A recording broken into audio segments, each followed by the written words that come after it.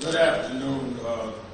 To my right are the parents of Nolan Wells, and we'll hear from them, and of course, attorney of Black America, then Crump, and attorney Park, we'll hear from. I want to thank, let me say at the outset that when I received the word of what happened to Nolan and began hearing what was pieced together, it is clear that this situation must have the most thorough and objective investigation to lead to justice. What we've been told does not make sense.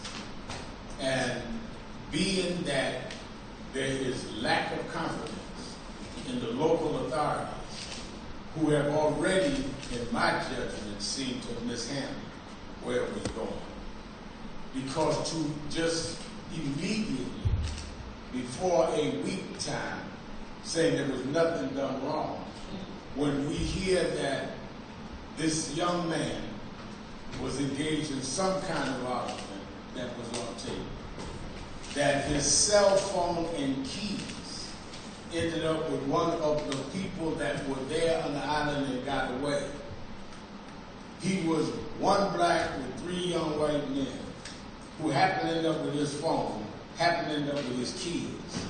Then there's just too many questions that they should not be closing the investigation. Now, I'm from Brooklyn, so I'm a little different than some of y'all. I was built different. My nose is out here, my eyes are here, my brain is here, which means some things I can smell before I could see and before I could figure out. This does not smell right. So some people are saying, Reverend, are y'all bringing in race? Well, we're not bringing in race, but we're not discounting race either, because we don't know what it is. So to tell us don't rush to judgment saying it was racist is fine. But then I'm telling you, don't rush to judgment saying it was not racist, because we do not know. We do know what these parents are being told and what the parents have now shared with us does not make sense.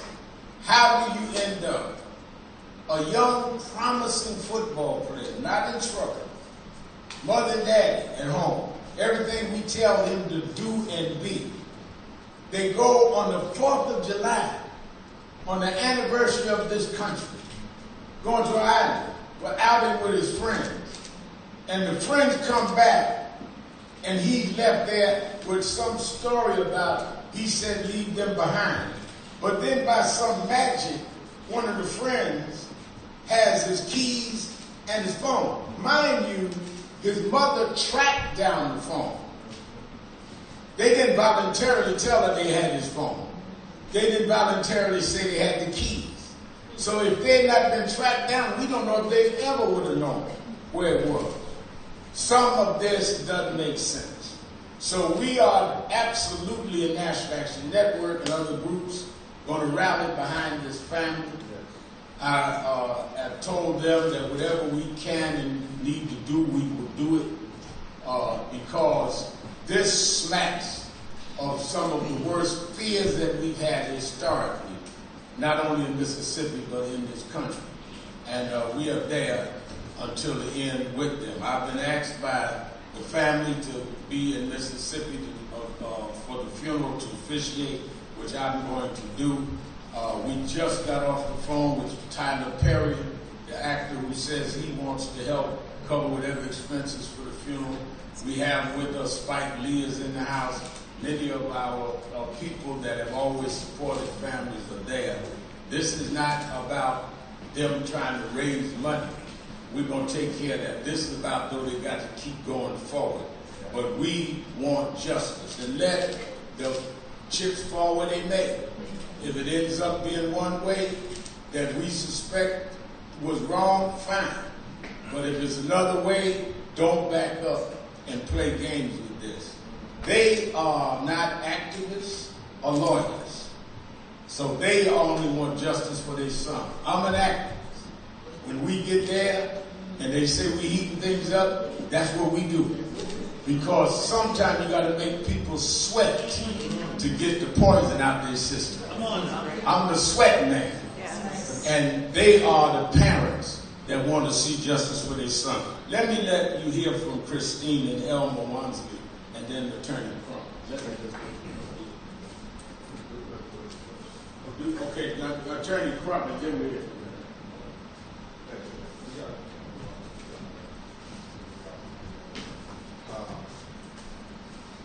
Thank you, Reverend Al, for always answering the bell, as you have done on so many occasions when families get the worst news of their life.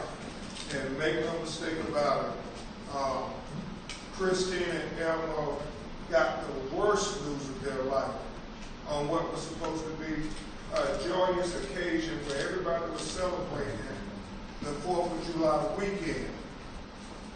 I'm Attorney Ben Crump, along with Attorney Lisa Park and Jared Presson and Camila Moore. We have the honor and the privilege of having to lead an independent investigation on behalf of the family of Nolan Wells.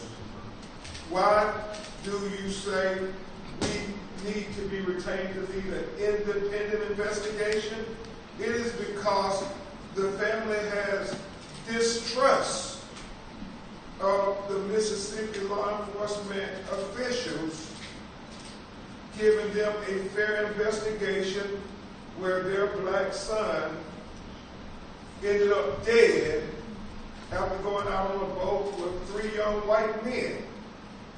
The history of Mississippi is something that they don't just read about in books, but it's a lived experience for many black Americans that oftentimes when our children are killed in highly questionable situations, that there is this notion that, oh, it was nothing wrong, no foul play, let's just sweep it under the rug. Well, we refuse to sweep it under the rug. We refuse to just let Nolan Wells' death be in vain. We are going to make sure that we get to the truth, the whole truth, and nothing but the truth, because Nolan deserves it. You're going to hear his mother and father talk about what a wonderful young man he was. I mean, doing everything right. Reverend Al, he was not only a college student, he was a great athlete. He was a model big brother for his brothers and little brothers and sisters, and he was a great son who was on the cusp of becoming a man. I mean, Christine and Elmore did everything to prepare him for this moment. He was so close.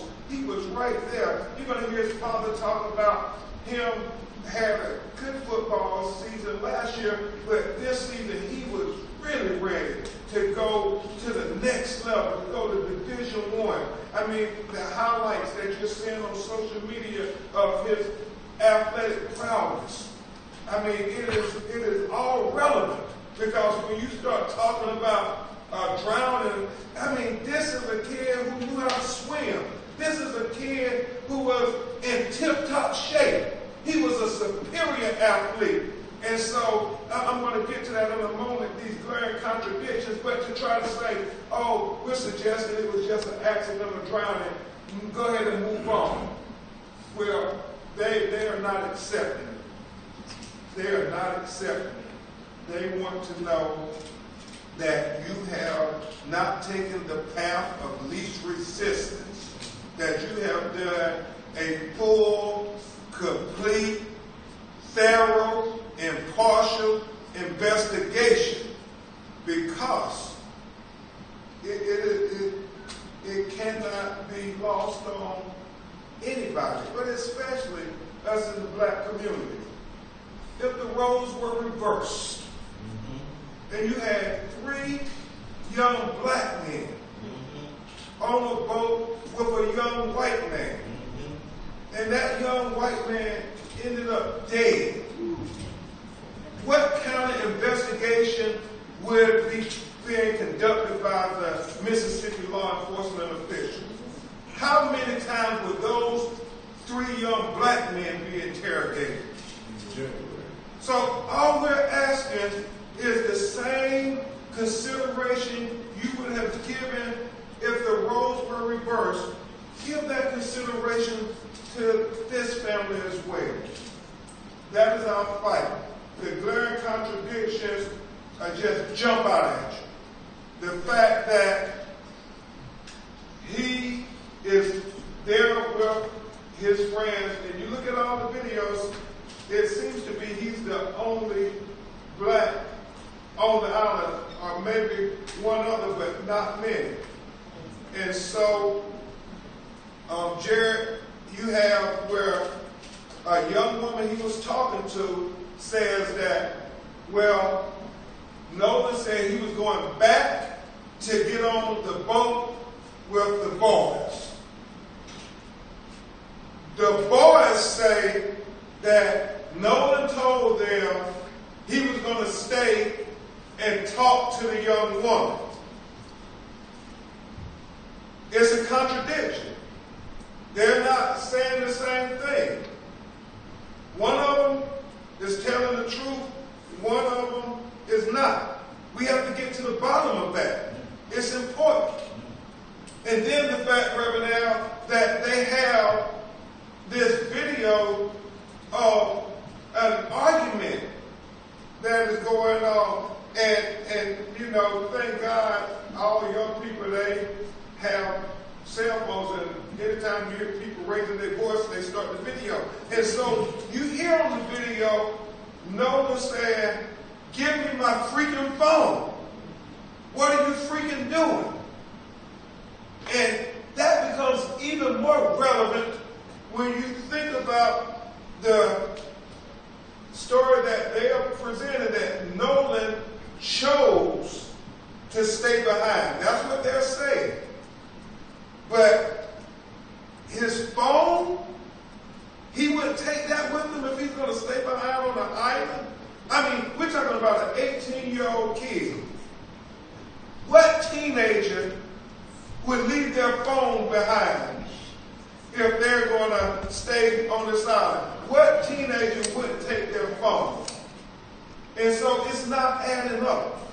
It's not adding up at all. The fact, as Reverend Al said, you know, they didn't take his phone with them.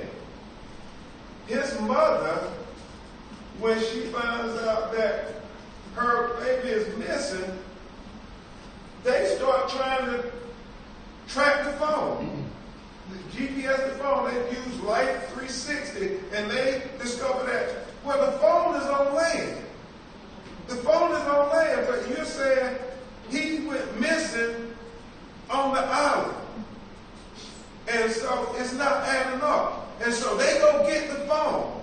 And you hear her tell herself, when her and her sister start going through his phone, Jared, they realize that they're deleted messages, so they're trying to figure out, well, why are there deleted messages on his phone? I mean, it becomes relevant when you start putting everything together, where we can't just say, oh, there's no instance of foul play. We're going to get to the truth one way or the other. The fact that, and this really makes no sense to me, Reverend Al,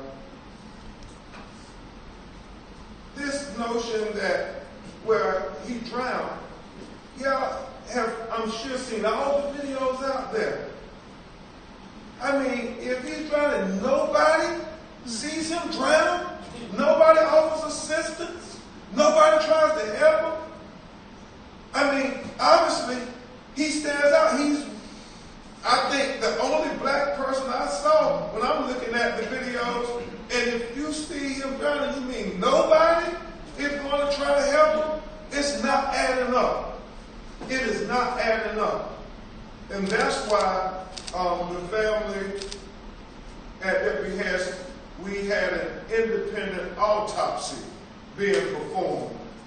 And we thank Colin Kaepernick for helping to pay for that independent autopsy. And we thank Tyler Perry for helping to pay for the funeral.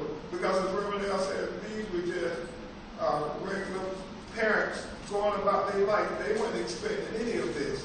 And then we're having to try to hire these experts to be able to go and see if they can retrieve deleted messages.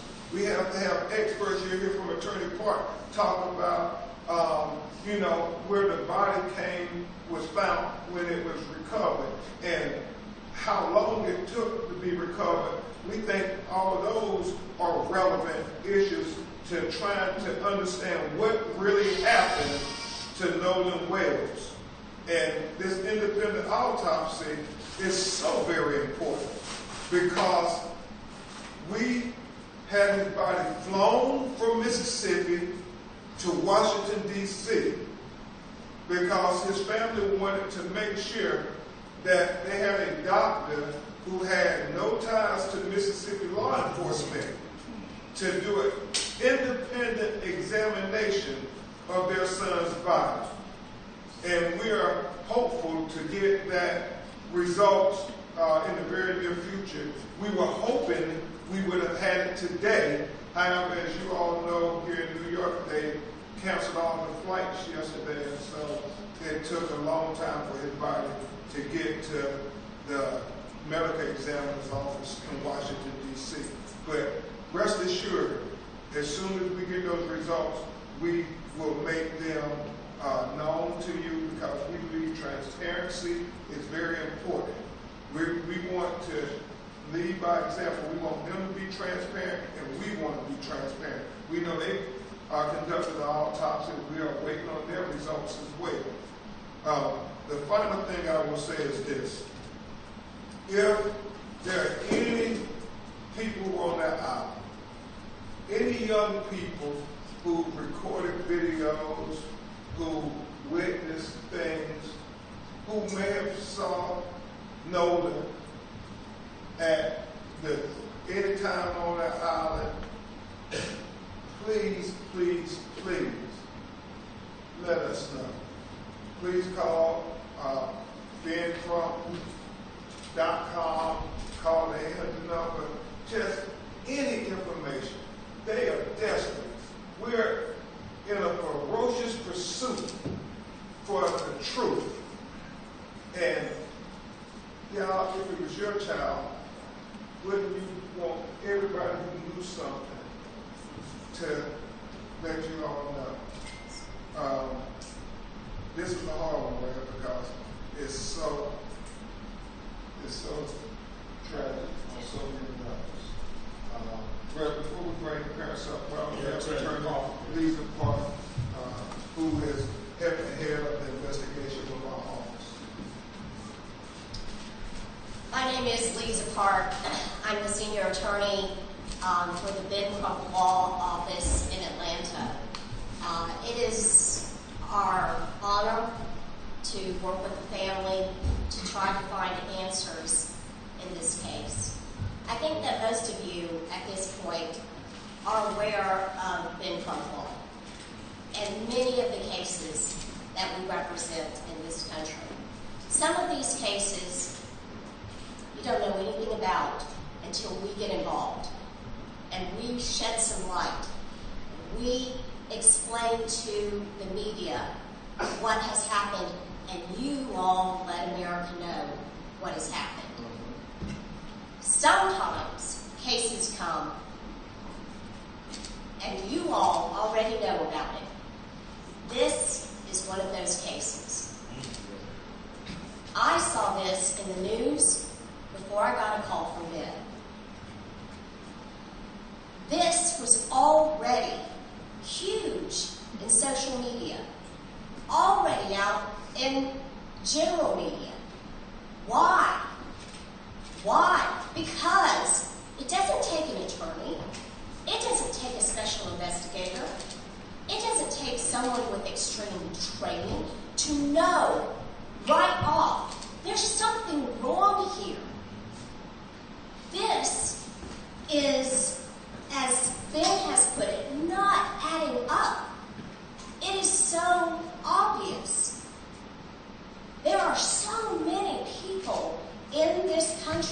go missing, right? Everybody knows this. But this case has captured everybody's attention. Think about why. You know that something is not right. It doesn't take us. It doesn't take the Reverend Al Sharpton, Ben Crump, to tell you and then think, oh, now I know something's wrong. We know something is wrong. And for every single person that was in Horn Island, and we know there's about 200 people, there's a lot of people. We know that Horn Island is a popular place during the holidays. It's a popular place on the weekends. You have to get there by boat. It's the only way to get there. You have to leave by boat. It's the only way to leave. So many people out there. If you are watching this, if you see this, and you are struggling about what to say or what to do, you know what the right thing to do is. Call Ben Crump Law. There's this thing called the internet. It's very easy to find that number. Call us. We have an entire call center. They're waiting to hear from you. If you didn't go to Horn Island, but you heard something, because people are talking. They're talking with each other. They may not be calling the police. They may not be calling us. But you heard something. We need to know that. We need to know that. In America today, so many of us, we want to believe that the last several decades we've made so much progress in our race relations, don't we? We want to believe that. Whether you're black or you're white or you're Asian, that's what we want to believe. We wanted to believe that this past 4th of July when we celebrated 250 years, right?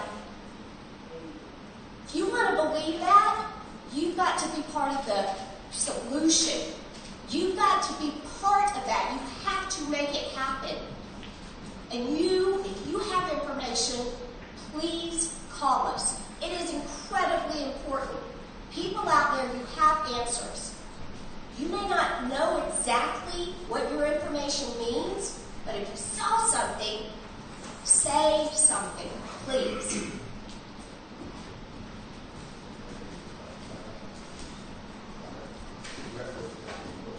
All right, we're going to hear from the parents, and then we'll have Q&A. And what I want is, when we go to the media, identify yourself and your outlet so we know who is speaking. And let me say again that we are standing with this family to the very end and make sure we give them justice. Let's first hear from the mother, Christine. First of all, I want to say thank you, everyone, for being here. This is not how I wanted the world to meet my son, but here we are. So, as you know, Christine Walsley, I'm Nolan Walsley's mom, and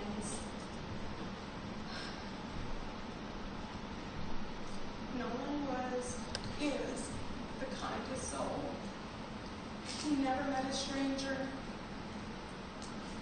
He loved everybody. He didn't care. You were black, white, purple, green, looked like a marshmallow. Like, he just wanted everyone to be in peace with one another. He loved life, and God gave him this big heart, which always scared us.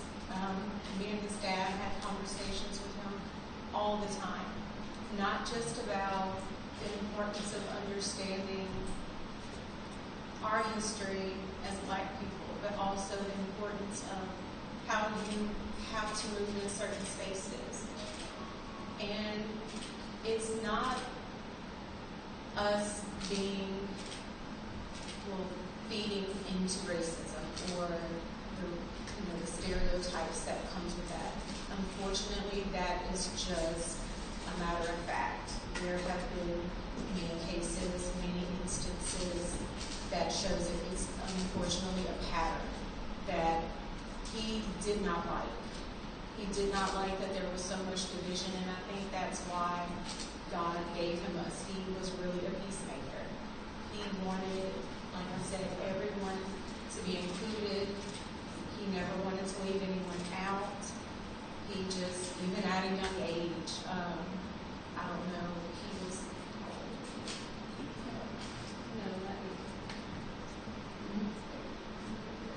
so his father and I were having a moment, and as couples do, and even in that moment, he runs in the room with his diaper on, of course, and he starts dancing, because it was like he could feel the tension. He could feel that something wasn't right. So he was just a special kid. Like, he was a special kid, but again, just heart was so big. And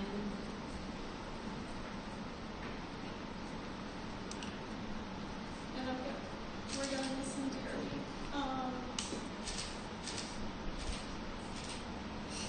But we are grateful, especially to our friend Tashima, who actually was one of the people who helped us that night. She went and picked up his cell phone from where it was, and then provided that to us, because we of course contacted authorities to figure out who to do a report with, whether it was the county or the city, which then turned into DMR, who I contacted immediately from there.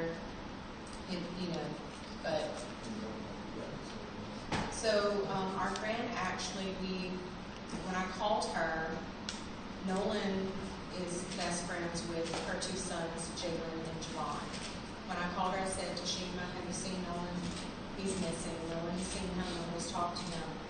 The boys were actually with her sons. So they opened up their Snapchat, because a lot of the kids do have their locations where they're tracking one another. So one of the boys says, well, it's showing that, I can't exactly remember what his location was showing, but my Life 360 location was showing something completely different. It was actually showing that his phone was like he was on land. And so we ended up, she received the phone from that parent, and then we met up where his car was, which was at a separate location. There were issues obtaining the key, but even so, there's just a lot of... Tell them about what. So I'm going to let my husband tell you about that, because he actually went up to the door to get the key, because at that point, I was just not in my right mind. This has just been an awful situation. Just terrible. No more one fault. Okay, so the situation with the key. When we got to the house, a few of his friends, they were already there. And they were at the door in the house, asking questions. So when I walked up, they were being, things were getting kind of intense. So I turned to them and told them, I need you guys to calm down. I don't do this to you right now. I need them to kind of trust me so I can give me something. So I was able to calm them down. So the guy, he's one of the pictures. He came out of the room, half asleep or whatever, getting jacked to him. And I said, I'm not his father. I'm here to get his keys so I can get his car. I said, his car was in New York. His car was parked in New York. So he was like, I don't know, man. I know it's not a brother. I said, well, no, it's like your brother. Would you please go in the room? He said, you can find my son's keys so I can take his car. He walks off 2 or 3 minutes, come back. I can't find the keys. I said, okay, so I get the boys, I get them out of the house, because I didn't want them to go into the house and start tearing up these people's houses, because they didn't know we all in the situation. So we walk outside by the car. One of the guys that was in the house with us, he was on the phone with a girl, and the girl told him that no, his keys were on top of his Jack's guy's Xbox in the house. Because apparently she was there earlier. So he goes back up to the door by himself, and 5 minutes later, the keys come out. So now I feel like they lied to me. So now I'm really like in distress with you. But as far as the night goes, if I knew we wanted to have a boat, I would have went out that night looking for my son. We tried, but I don't have friends with boats. But if I knew someone who won, I would have went out that night. And it just so happened that his coach saw all the stuff on Facebook the next morning and called and contacted me like 5 in the morning and asked me if he wanted to go out. And I told him that. So within an hour, he was at the dock. We met him, and we went out. We docked the boat, got off the boat, walked on the island, walked a pretty nice stretch, came back, got back on the boat, went around the island, came back around, and where we went to, that's where apparently they say that his body floated up. I don't know a lot about water currents or whatever, but I would think that you would have saw his body.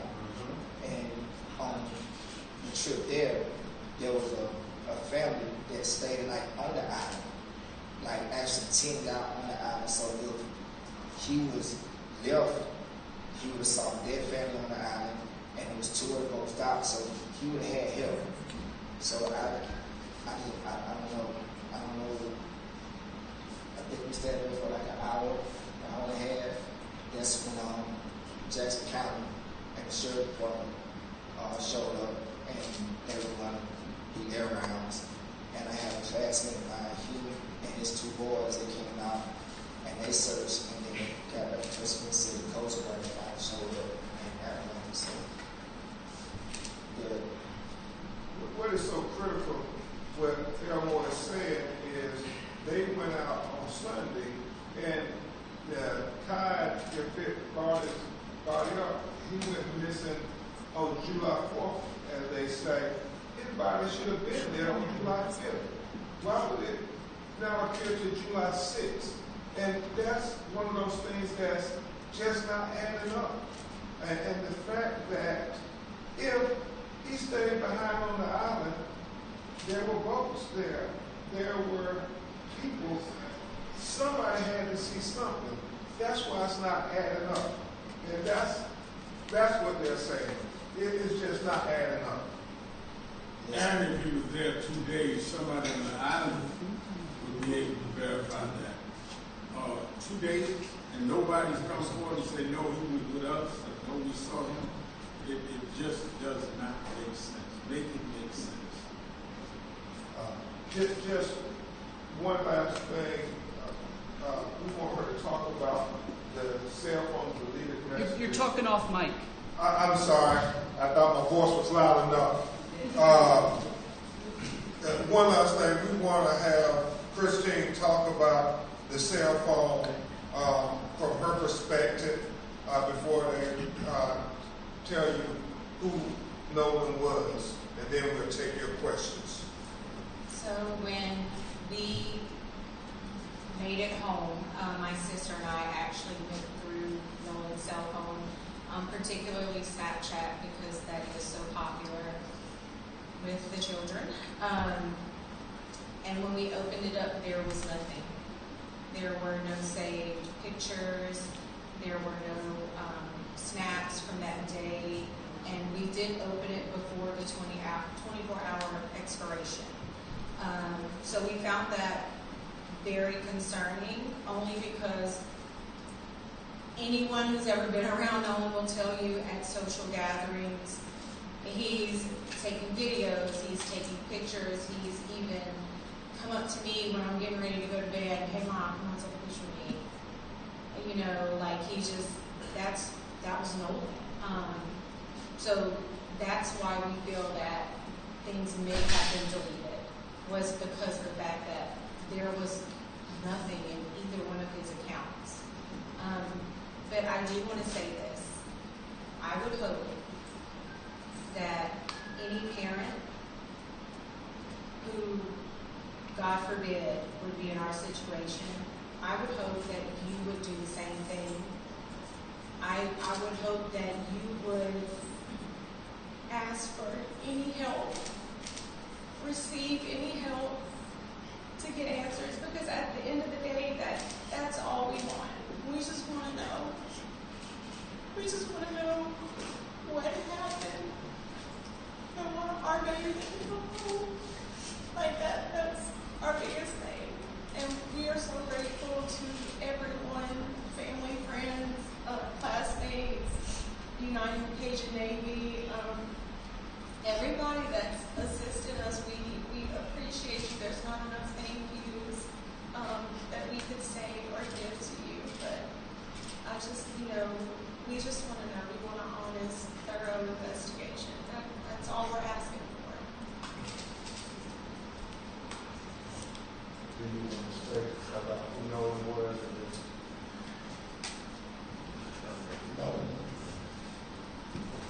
Nolan is a person with a big heart. He's loved by not just his family, but the community. He's a born people person.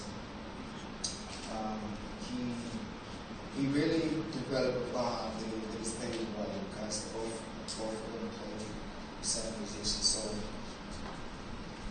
he was really understanding the business side of the sport, which is football, and understanding that it's not just a game you play.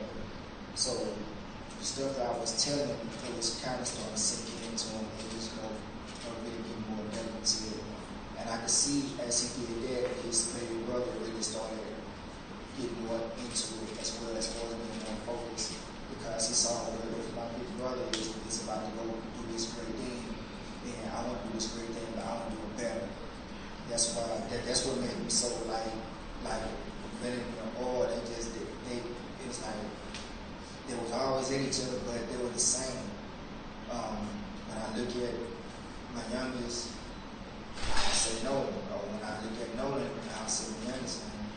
So they would train together. I would always say, hey, do some push-ups, and some routes. And they know when I say it, the next day they're like, they're running routes. Even my other son, he'll go out there. He doesn't play the position, but he would go out there and exercise with that because they would understand what I was talking about. They were going and they were coming in.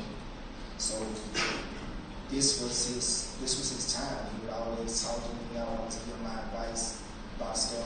I always try to tell him what to look for.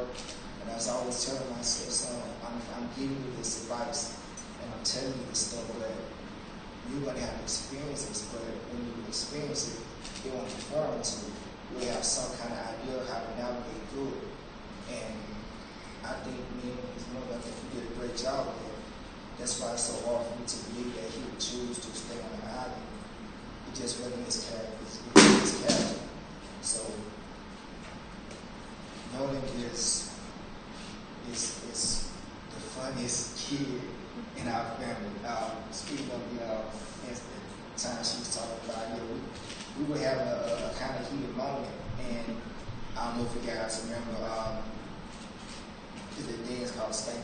I think my son created it because we were sitting in that closet looking and just like talking. He literally came to the closet door like and peeked around and stood in front of it and just started doing this crazy dance. And I was like, we just bust out like whatever we was talking about, we stopped laughing and we called him to us and we just hugged and laughed and played it. Then maybe 6 months later, something hit. But we always said he created this thing with dance. But that's my greatest memory of my son. Other children, my son Ethan, he's hurting. These are the ones these are the younger ones. He's like, Dad, I don't know what to do, and I'm like, so we gotta keep going because he would want you to be better. His youngest brother Elmore, the one that really worked out with him, he was like, I heard that, but I said, Nolan wants you to be the best of me. He would want you to outdo him. And whenever you feel like you're in a bind or having some kind of call them, talk to my twins. They loss of a younger sibling is hurting them.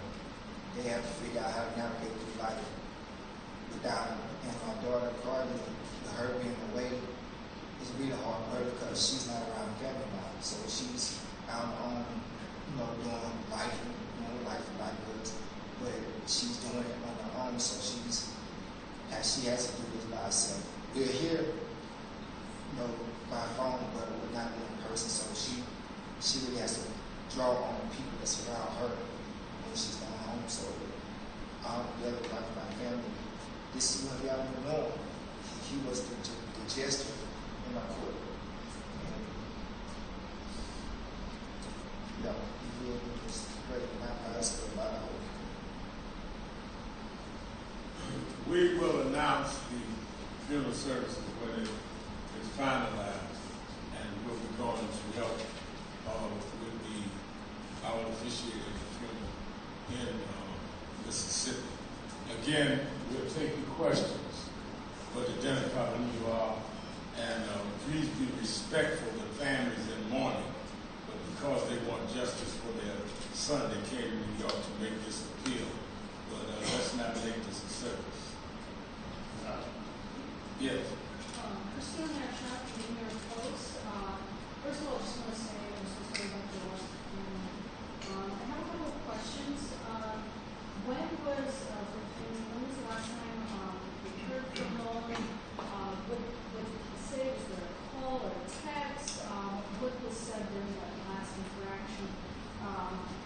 And also, how do you know that it's Nolan saying, give me my phone?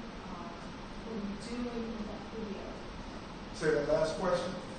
How do you know that it's Nolan saying, give me my phone, and what are you doing in that video?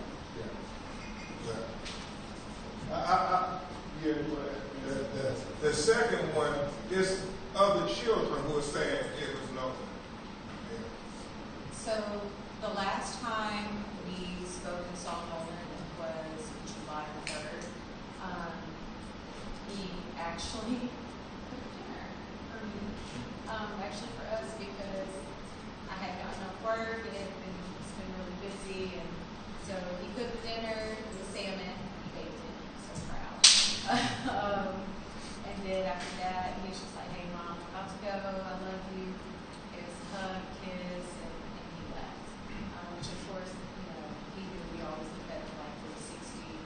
So there were times maybe he didn't call us to let us know we made it, but we would see it. He would text us, but that was the last time we saw him. So, Two questions. First, who is doing the independent autopsy in Washington, D.C.? And the second question is, as part of your independent investigation, have you planned to reach out to the other lawyers he's with to ask them voluntarily speak to your investigation? Dr. Roger Mitchell is doing the independent autopsy on behalf of Nolan Wells' family. And we understand that young men have lawyers, so we will have to have their lawyers agree to let them speak to our investigators, and we have not attempted to talk to them as of yet. We have been attempting to talk to many of the students and people who are out there that we are aware of. okay. Right here. Oh, okay. Justin Finch, Inside Edition, asking a question here. First from the family, wondering if you recall from your friend what was said to her by the people who gave her Nolan's phone, and for Attorney Crump, wondering for you, at some point, will that phone be given to police for their investigation and express interest? Yes. So the exact wording of the exchange was through phone, because again, we were busy trying to figure out who was going to take the missing person report. Just because when it's in water, when it occurs on the island, it's not necessarily the city. or the county, because then it becomes an issue of jurisdiction. So, like I said, she went there and spoke with, I cannot remember, I'm so sorry, my brain is everywhere. But she went to the house and retrieved the phone. She said, I have this phone, it's okay. As far as like appearance goes, it didn't look damaged or anything. And so then after that, we met with her at the other house where he had stayed the night, July 3rd, where his car was. Because it was important for us to try to retrieve everything of his that we could. But honestly, for both instances, it was a runaround because I know she had issues getting his phone as well. And she ended up calling me, and I think I spoke with the mother. She put me on speakerphone, and I was like, hey, yes, I'm Christine, I'm Nolan's mom. We need his phone, we're trying to find him. I guess We'll go further. I guess let me ask this second part of the question. Absolutely, after our experts be able to examine the phone, we will let the Mississippi investigators examine the phone. And it's fortuitous that they have the phone because normally in these investigations, as you know, they will have the phone and stuff and they will keep it for months. And the family just be in limbo. But thank God we have the phone now. We're going to do it expeditiously and give it to them to examine it as well. Anna Schechter with CBS News. So you said that he stayed the night at a friend's. The first question is, did he stay with the friends that he went on the boat with? Yes, he did. And my second question is, has anyone come forward and provided you with other photographs or videos from Horn Island from July 4th that afternoon? They're starting to send them to our office, and that's what Attorney Parker was being so adamant about. Please continue to send whatever videos you got, whatever pictures you got, and we're very thankful that some young people have done that. Good afternoon. Darla Miles, ABC 7 New York. First of all, I would like to extend my condolences to Mr. and Mrs. Holmes. I know it's like very brave of you, and we appreciate your transparency. Two questions. Also, my request to you now, Mr. Crump. My first question is, this happened in Mississippi, and you traveled here to meet with Governor Sharpton. Why was this important to you, and how meaningful has this meeting been with you here in New York? So we did this because, once again, what we're wanting is transparency, right? Although I do absolutely respect law enforcement, just the fact that the accidental drowning thing, it made both me and his father uncomfortable. Why are we so quick to rush to this? And we just, at the end of the day, we want answers. This has been very impactful. And I'm going to be honest with you, the day they found him, we were at Fort Morris, which is one of the boat launches, and I was standing beside the water, and I had a second there, and I was like, Lord, this isn't what we wanted. But I just asked him to help us get through this, put the right people in our path that could potentially help us, because at that point we hadn't reached out to anybody. We didn't know where to start. This is foreign. We've never been through this. No parent should go through this. And then that's when my cousin, Easy, she sent me a message with some information. My friend, Bianca, her sister, knows a contact with Attorney Ginn, and so I said, okay, this has to be it. This has to be God helping us along the way. And I'm not religious, but I am spiritual. And for that, I was grateful because I felt like things were being set up. And at this point, I have always said, we are taking any help. Any help. We don't care black, white, purple.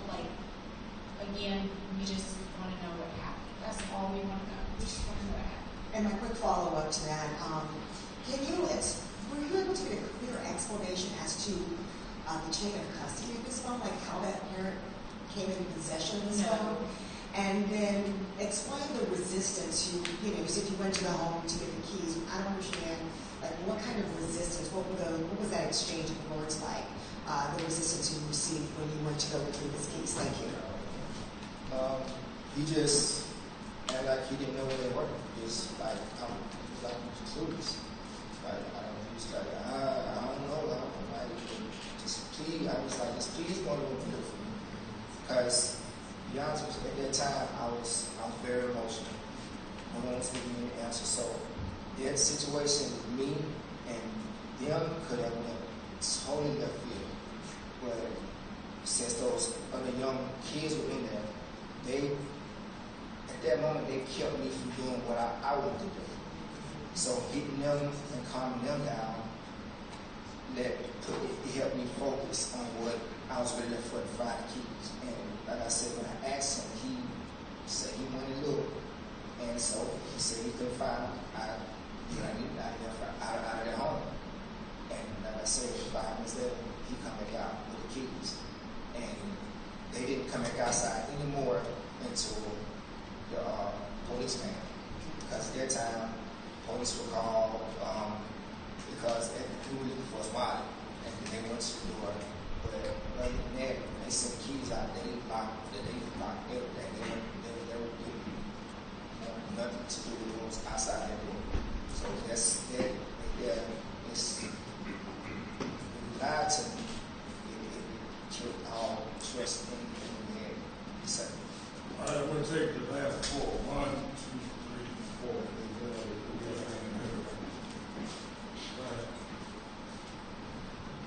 4. Maria Campanoni with CNN. 2 questions for Attorney Crump, just to get some clarification on the timeline of the events. When was Nolan last seen and by whom? And the second question is, who first reported Nolan missing and when? Well, and I asked his mother to also assist on the second question. But as it's conflicts. You know, the young woman said that he went and got back on the boat with the boys. The boys say no. He said he was going to stay with her. And that's a conflict. And the troubling thing is if they're saying, well, he made the decision to stay behind, would an 18-year-old college student say, go ahead without me, I don't want my cell phone or anything? It just doesn't add up. And so that, around that 3 o'clock time, seems to be the last time that we have those statements. However, as Christine said, they're suggesting that they didn't leave till 4:30 though. So, you know, if you said you were leaving at 3, why did you left at 4:30? And where was Nolan for that hour? Israel. I think she was asking about the cell phone. When was he last seen? Oh, I asked him last scene. I thought you said something else. When was he first? Oh, no, missing. Okay. So, his friend contacted me, it was around 11:07, and then I called my friend to ask if she'd seen him, because that would be the only other place I would think he would go if he were back on land. And so then when she told me no, she was like, don't worry, I'm going to look for him, and that's when we got on the phone. First I called, it was either the county or Ocean Springs, it was either one of them, but whichever I called first, I was directed to call DMR, because so DMR, if I'm not mistaken, they handle cases with the island or the water in that area. So the young lady took the information down. She's like, I'm going to give you a call back. I said, okay. So when she called me back, she explained to me, she was like, you know, I've spoken with the Coast Guard, which his friend had contacted the Coast Guard, had contacted the Coast Guard to report Nolan missing as well. So I'm on the phone with DMR, he's calling Coast Guard. And she said, I spoke with the Coast Guard, and you know, you're going to have to complete the report with, I think it was Ocean Springs. So we go down to the Ocean Springs Police Department. We're told because it's a jurisdiction issue, that they can't file a missing police report. Jackson County ends up, the Sheriff's Department ends up calling me back, I think if I'm remembering this correctly, and she was calling to check to see were they able to do it. I told her no, they couldn't do it. The young lady on the phone and the officer at Ocean Springs Police Department spoke. He explained to her why Ocean Springs Police Department could not complete the missing persons report. She said, okay. He gives the phone back. She was like, look, I'm just going to go ahead and do it so there's no more back and forth. So my husband and I, we met an officer in McDonald's parking lot. I think at this point it's maybe around 12, so quote me on that. But we explained to him, you know, what he looked like, age, all those things. Last time he was reported seen, which again, by his friend, he said that the last time he physically saw him was at 3 p.m. and they were getting ready to leave the island. Israel Rodriguez with the U.S. Sun. Have you been able to gather additional information made by Warren's mother actually on social media, where she said the group left the island after they experienced trouble with the boat, and that the boat began taking in water? Your question is what director? We know she made that statement. Have you been able to gather additional information on that? No, we have not.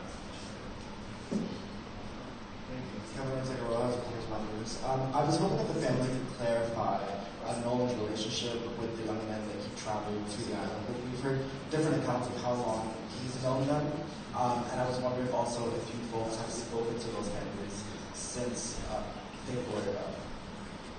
High school friends.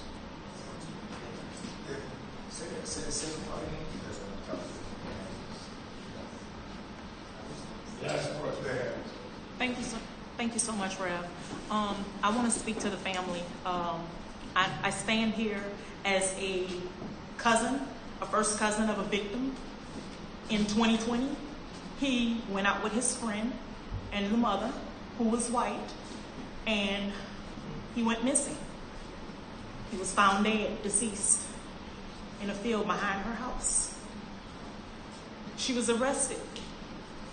She was charged with failing to report a missing child and contributing to the delinquent of a juvenile. So your story is very familiar. Your pain, I feel it. And I will continue to advocate.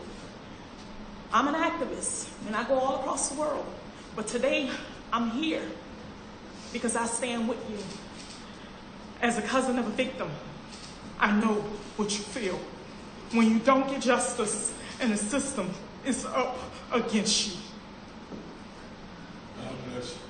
Thank you. We will follow up and when we're ready to form the announcements. Again, the funeral service is not to pump religion, it's to seek justice and unity. And we want everybody, black, white, everybody, to come and extol what this young man represented. It's not a protest rally. It will lead to really lift up the spirit of this young man and to stand with the family.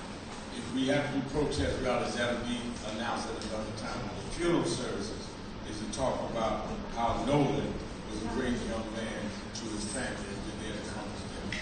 Thank you for your time. Let us continue. So I know I have been seeing some younger people, real adults, older people doing protests. We actually had a very small one in Ocean Springs. Some young boys that knew Nolan, actually some of his friends.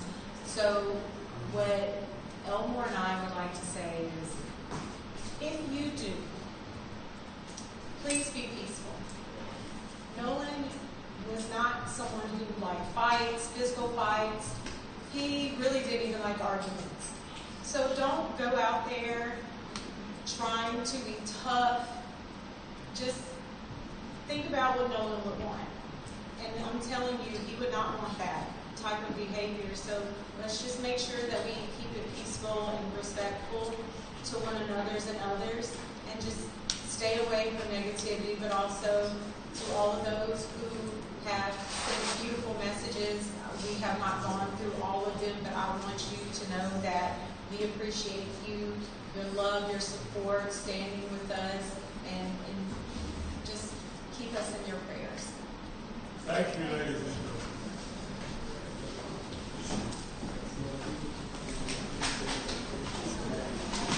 If you like this video, then like, share and subscribe to ET Now World.